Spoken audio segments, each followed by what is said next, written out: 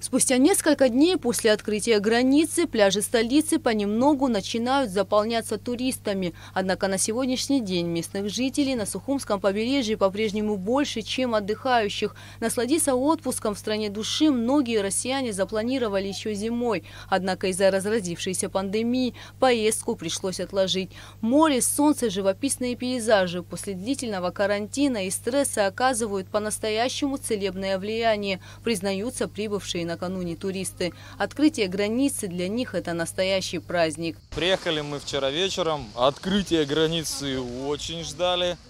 Потому что отпуск запланировали еще зимой. Тут карантином границу открывают, не открывают. И 1 числа праздник, что границу наконец-то открыли. Мы приехали из Нижнего Тагила, Россия, Свердловская область. Ждали открытия, ехали к родственникам. Ну вот, долго ждали. Хочется там самые красивые места посмотреть, ну и там, может быть, где-то на конную прогулку записаться еще куда-то. То есть прям выбор огромный, вот еще пока думаем. Ну, вообще, да, до 13-го, но здесь конкретно в Сухум приехали вот буквально на 2-3 дня. Понемногу начинают заполняться и гостиничные объекты столицы. Руководство гостиницы «Интерсухум» готово к приему туристов. Соблюдаются все санитарные нормы. В вестибюле постоянно дежурит медсестра.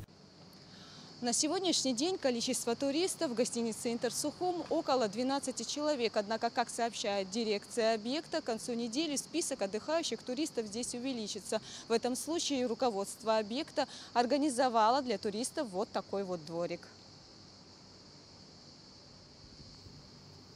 Многие туристы в ожидании открытия границы бронировали здесь места заранее. Однако из-за того, что дату переносили несколько раз, бронирование аннулировалось. На сегодняшний день в гостинице «Интерсухум» зарегистрировано всего 15 заявок. Заявки идут каждый день, каждый час. Люди, честно говоря, не знали, что так быстро откроется граница и при каких условиях будет открытие границы. Поэтому они стараются уже сейчас приобретать билеты. Возобновилась и экскурсионная деятельность. На сегодняшний день с целью однодневных экскурсий границу пересекли более 3500 человек. Чтобы снизить риски заражения коронавирусной инфекцией, Министерство туризма республики разработало ряд рекомендаций для туристов и экскурсоводов. Наличие средств индивидуальной защиты, обязательно у экскурсовода, водителя маска. Также желательно, чтобы группа, когда передвигалась в автотранспорте, тоже все носили маски, чтобы минимизировать распространение коронавирусной инфекции. Также при посадке в автотранспорт обязательно обрабатывать руки всей группе, потому что это будет менее затратно, чем обрабатывать целый автотранспорт после предоставления экскурсионного обслуживания. Наше ведомство начало мониторить ситуацию на объектах турпоказа, то есть на соблюдение санэпидемнорм и также на оказание экскурсионных услуг. Это речь идет о том, что, как мы до этого раньше говорили, то есть экскурсовод, водитель, желательно группа наличия масок.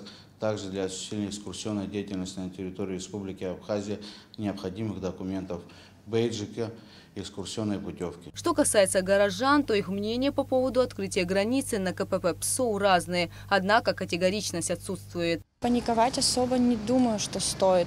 Просто как поддерживали гигиену, дисциплину в этой связи, так и надо поддерживать. Граница открыть — это с одной стороны хорошо, а с другой стороны как-то. Сколько раздуваем, столько вроде бы она и нету. Я не считаю, что стоит поддаваться панике, потому что лишнее психологическое давление, оно никому не нужно. Но стоило ли открывать границу, тоже спорный вопрос. В нынешней ситуации с новыми заражениями, непонятно, что происходит. То есть и отели открываться начнут, и рестораны начнут полным ходом работать.